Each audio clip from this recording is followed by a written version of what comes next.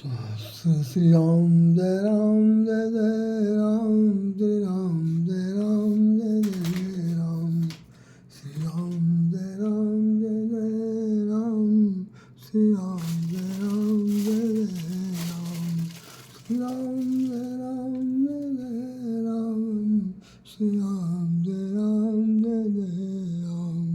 श्री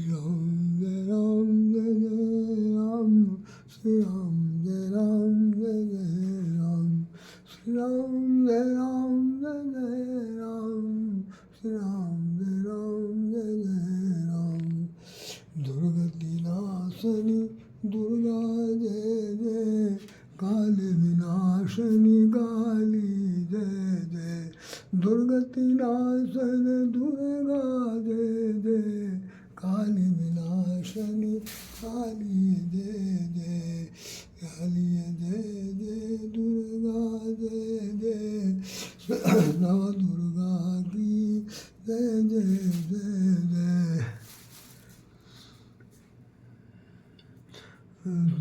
विभूति पद कमल तुम्हारे, सुर नर मुनि सब होय सुखारे, सेवत तोय बल बलचारी, बरदायनी प्रभु सारी बिहारी। ये आज सप्तमी का दिन है। माँ दुर्गा के भिन्न भिन्न रूपों का वर्णन, मंदिरों में जो जिस प्रकार से उनकी पूजा अर्चना की गई, इसका चित्रण दिखाया था। और आप भी देख रहे हैं कि इसमें हमारा जो लेख छपा हुआ है उसको मैं बराबर निरंतर दिखाता जा रहा हूँ। और उसमें मेरा नाम भी कहीं न कहीं जरूर आपको दिखाई पड़ेगा, इसमें लिखा हुआ है। आप देखेंगे तो निश्चित रूप से आपको दिखाई पड़ेगा। ये ऊपर की तरफ मेरा नाम दिखाई पड़ा। मेरा नाम है राधेश्याम राधे लिखा हुआ है।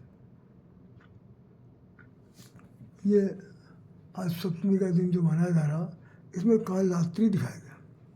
तो काल रात्रि को देख लीजिए। काल रात्रि है और ये गधे पर सवार है, जैसा कि इसमें चित्र में दिखा रहे हैं काल रात्रि। और चलिए हम लोग इस पर दो शब्द वर्णन करते हैं।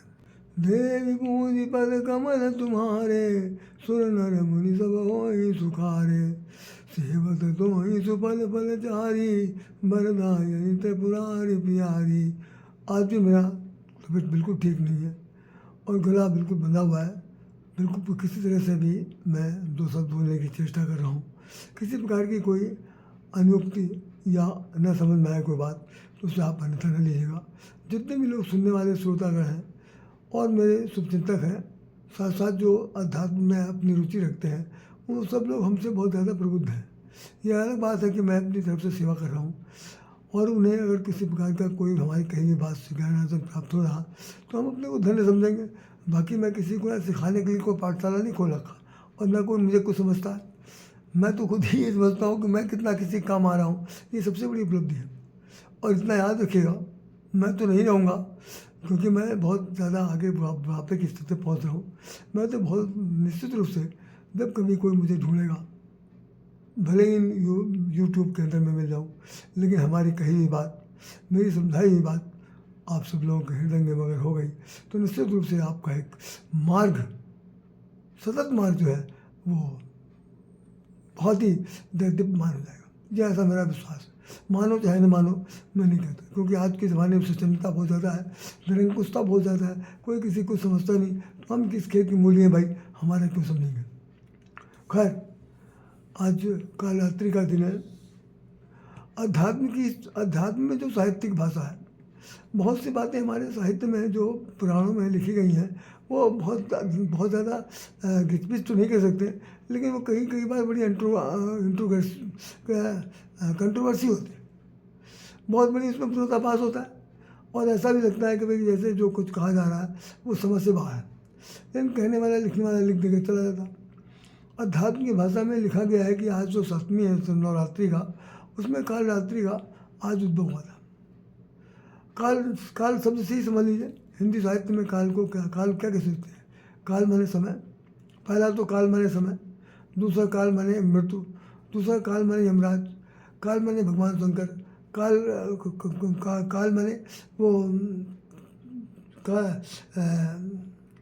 काल माने कालिमा, काल माने घनघोर अज्ञानता। काल का अर्थ जो है और भिन्न भिन्न रूपों में लिया जाता है। तो काल माने होता क्या है कि जैसे काल रात्रि, तो मृत्यु की रात्रि एक शब्द तो यह है। दूसरा इसका जो होता यह है कि एक ही शब्द के कई माने होते हैं कि कौन सा शब्द कहाँ पर प्रयोग किया जाएगा, उस प्रयोग से सार्थकता कितनी निकलेगी ये आदमी के विवेक पर निर्भर करता है। कभी एक शब्द को लेकर के लोग पीछे पड़े रहते हैं, इसमें ऐसा क्यों कहा, इसमें अरे भाई उसके और बहुत से पर्यायवाची शब्द हो सकते हैं, उनका भी उपयोग किया जाना चाहिए, तभी जो शब्द की मार्मिकता है, उसकी अंतर गंभीरता है, उसको समझने की चेष्टा हो सकती है। तो काल रात्रि आपके सामने प्रस्तुत है और ये भगवान वो गधे पर सवार है। गधे पर क्यों सवार है? एक बड़ा भारी बहुत ही विचित्र बात है कि मैं तो कभी कभी सुन के हैरान हो जाता हूँ, पढ़ता भी सुनता हूँ, समझता हूँ। गधा ही एक ऐसा जानवर है जो मार खाने के बाद भी अपनी सेवा में लगा रहता है। वो भी एक प्रकार का कुत्ते के लिए स्वामी भक्त होता है। कुत्ता तो खैर विशेष रूप से अत्यंत चालाक है, लेकिन गधे की स्थिति ये होती है कि उसके अंदर चालाकी नहीं है, गधे में चालाकी नहीं है। इसीलिए उसके साथ एक दोहा लिखा हुआ, दो मुहावरा लिखा हुआ कि धोबी का गधा न घर का न घाट का। घाट पर सामान लाद के ले जाएगा कपड़े लत्ते, तो वहाँ पर भी मौका पड़ने पर धोबी जो है उसको कायदे से मारेगा। यहाँ अपने घर पर ला के जब उसको बांध देगा, तो यहाँ पर भी अगर उससे किसी प्रकार की कोई अड़चन हो रही है, भूल भाल हो रहा है, या पीठ पर लदा हुआ सामान किसी तरह सड़क लग रहा, तो यहाँ भी मरम्मत हो जाएगी। मतलब दो जगह जहाँ पर उसकी पिटाई हो सकती हो, वो नाम गधा। और गधे को एक दूसरे शब्द में कह सकते हैं कि वो होता बड़ा समझदार है, समझदार होता है, लेकिन उसके अंदर गधेपन की हरकत की वजह से उसे कोई स्वीकारना नहीं चाहता। इसलिए हम लोग यहाँ भी कभी कभी व्यवहारिक भाषा में गधे, हम लोग को गधा कहते थे। बहुत से मास्टर लोग हुए, अध्यापक हुए, या जो हमारे बास होते थे, वो कभी किसी बात पर अगर चिढ़ गए तो बह क्या बात, बिल्कुल गधे हो क्या, तुम्हें तमीज नहीं? और गधा रोज हंस देता था। गधेपन के हरकत में हम लोग हंस देते थे। लेकिन अगर विचार करके देखा जाए तो गधा कहने वाला जो होता है, हम इस पर कभी चर्चा करेंगे, पूरा सब्जेक्ट है गधे पर, सब्जेक्ट है। तो गधे पर हम चर्चा करेंगे। जब कभी गधा हंस दे तो आप समझ लीजिए उससे ज़्यादा मूर्ख कोई नहीं, उससे ज़्यादा गधा कोई नहीं हो सकता। गधे को हंसना बिल्कुल नहीं है, ये निषेध है। और अगर उसने हंस दिया या अट्टहास भर दिया या बिना वजह के अनाधिकार चेष्टा में चिल्लपा मचा पड़ा, तो भी इसको मार पड़ जाएगी। और हम लोग अनायास गधा खा जाता था। चलिए, गधे को हमने इसलिए कह दिया कि ये पर्याप्त प्रयोगवाची समझ में आता है। माता जिसमें विराजमान है, काल रात्रि हमने कह दिया। काल दिवस कभी किसी ने नहीं कहा। अब रात्रि का संबंध जो है क्या है? काल माने अंधेरा, काल माने मृत्यु।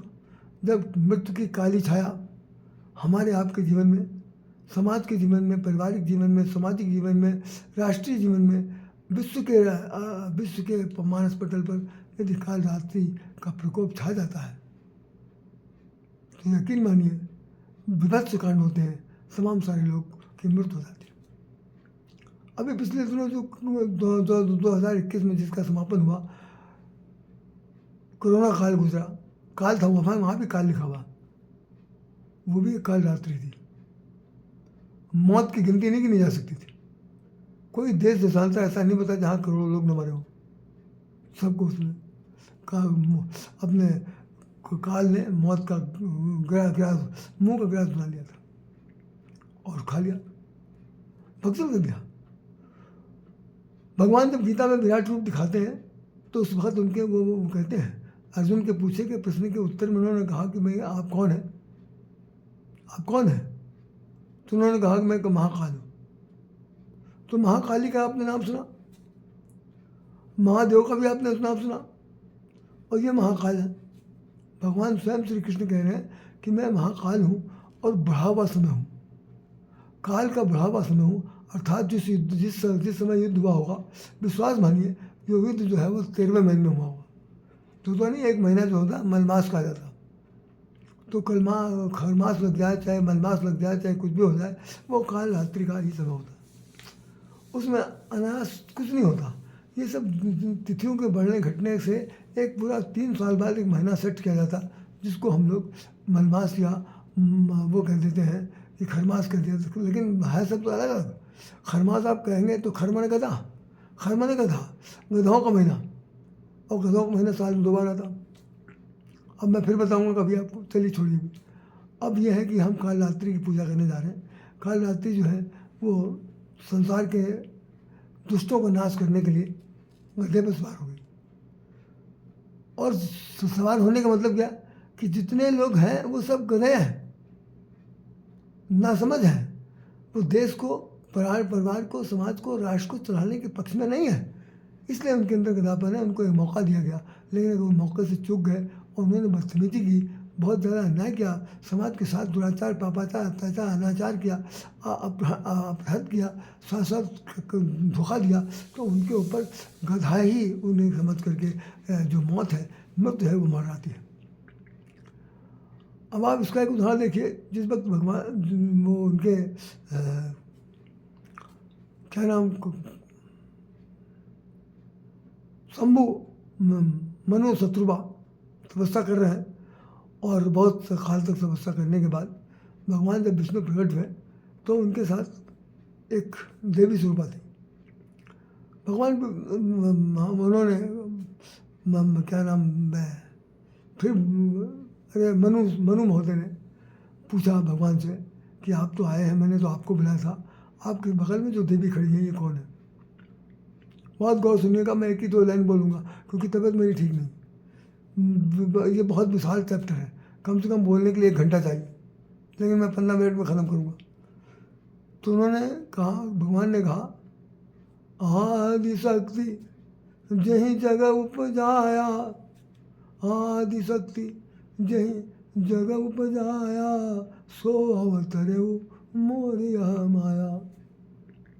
उन्होंने ये नहीं कहा मेरी पत्नी है, बल्कि उन्होंने ये परिचय कराया कि जिसने, ये आदि शक्ति है जिसने संसार को रचना की है, और रचना करने के बाद ये कौन है, ये मेरी माया है। गीता में आज ही मैंने पढ़ा, उसमें लिखा, उससे पहले बहुत बार पढ़ चुका हूँ। वो कह रहे हैं कि हमारी जो प्रकृति है, हमारी तीन जो शक्तियाँ हैं, वो तीनों शक्तियाँ हमारे ही मार्गदर्शन से सृष्टि का निर्माण करती हैं और सृष्टि का विसर्जन करती हैं। मेरे मार्गदर्शन पर, मेरे ही सारे पर सब कुछ करती है, और वो मेरे माया के एक अंश मात्र से ये सब काम होता है। तो वहाँ उन्होंने कह दिया ये आदि शक्ति है जिसने सृष्टि को निर्माण किया। और वो आदि शक्ति कौन है, जगत जननी सीता। जिस तरह भगवान हरि ने अपने 3 रूपों में अपने आप को बांट लिया था, ब्रह्मा विष्णु महेश बन गए। एक में वो ब्रह्मा बनकर रचना करते हैं, दूसरे में ब्रह्मा विष्णु बन करके पालन करते हैं, तीसरे में वो महादेव बन करके संसार का संहार करते हैं। ठीक उसी प्रकार से जो लक्ष्मी जी जो है वो 3 रूपों में जाती हैं।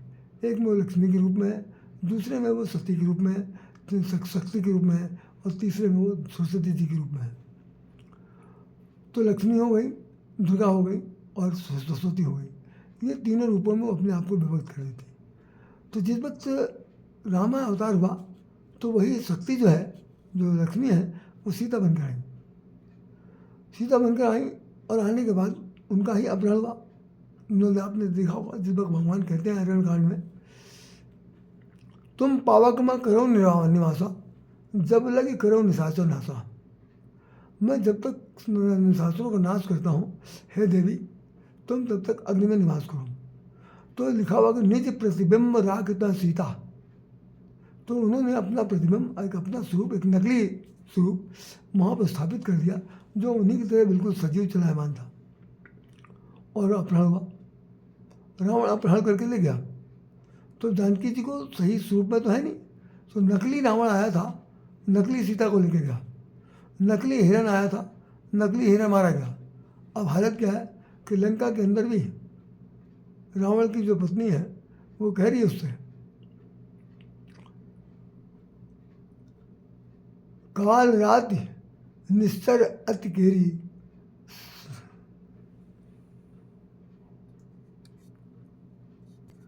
तो मंदोदरी कह रही हैं रावण से कि काल रात निस्तर अति केरी, काल रात निस्तर अति केरी, ते सीता पर प्रीत घनेरी।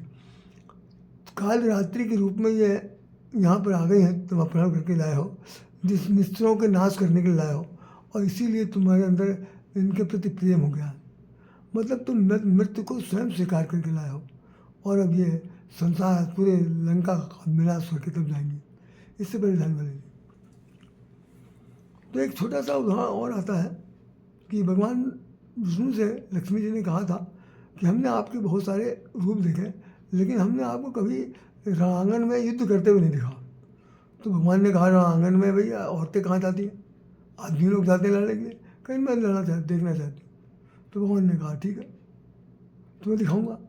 तो उन्होंने तीन रूपों में जो ये आपका इनके घर बहुत छोटी सी कथा है, कथा तो बहुत बड़ी है लेकिन मैं यहाँ छोटी सी कह रहा हूँ कि जय और विजय नाम के जो द्वारपाल थे, उन द्वारपालों को के सामने आते हैं सप्तऋषि, और द्वारपालों ने जाने से मना कर दिया। उन्होंने श्राप दे दिया कि 7 जन्म तक तुम वो हो जाओ, राक्षस बन जाओ। वो दोनों पैर गिर पड़े कि भाई हमारा क्या दोष है, मेरे पिताजी माताजी ने कहा है कि हम विश्राम कर रहे हैं, अंदर कोई नहीं आएगा, तो आपको हम जाने से नहीं दिया। जब ये बात उनको पता चली भगवान विष्णु को, तो उन्होंने कहा कि भाई तो बड़ा मुश्किल हो गया, अब क्या किया जाना चाहिए। तो उन्होंने तुरंत ये निर्णय लिया कि कुछ करना चाहिए, इन तीनों का उद्धार कैसे होगा। तो भाई ब्राह्मणों ने कह दिया, सप्तऋषियों ने, कि 3 जन्म तक तुम राक्षस होगे, बाकी 4 जन्म का हमने माफ़ कर दिया। तो 3 जन्म मुक्ति कैसे मिल जाएगी।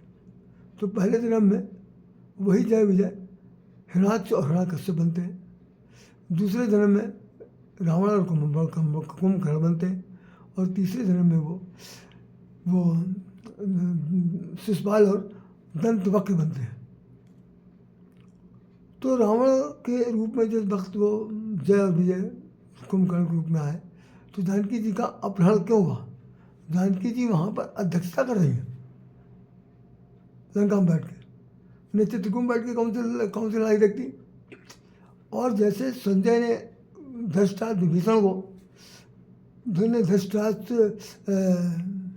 धृतराष्ट्र को संजय ने शिक्षा दी थी, ठीक उसी प्रकार से जानकी जी को जो वो बैठी हुई है त्रिजटा, वो सारा संदेश दे रही, क्या लड़ाई में हो रहा है, लड़ाई में लड़ाई में। तो कहने का मतलब ये है कि जो जानकी जी जो है, जो सीता है, वही 3 रूपों में विभक्त है, वही दुर्गा है, वही लक्ष्मी है, वही सरस्वती है, वही माँ काली है, वही 9 रूपों में विभक्त है, और वही 51 शक्तिपीठों में विभक्त है, वही सब कुछ है। तो आप इसको अन्यथा न लीजिए कि देवी से है और देवी के रूप में ही विराजमान है। तो हम समझते हैं कि इसको ज़्यादा डिटेल बढ़ाने की जरूरत नहीं है। आप ईमान के चलिए कि जो जानकी जी है वही ते सीता पर प्रीत घनेरी, काल रात निश्चरत केरी। तो मेरी तरफ से आप सब लोगों को बहुत बहुत शुभकामनाएं। काल रात्रि की पूजा उपासना कीजिए और उनसे ये भीख मांगिए कि भले ही आप मुझे गधा बना के मेरे ऊपर सवार हो जाइए, लेकिन मुझे सद्बुद्धि दीजिए, मेरा जीवन का मार्गदर्शन कीजिए, ताकि संसार में हम आपके सानिध्य में करके अपना जीवन सफल बना सकें। इन शब्दों के साथ हरिश्याम राधे आपको हृदय से नमन करता है। जय श्री राम।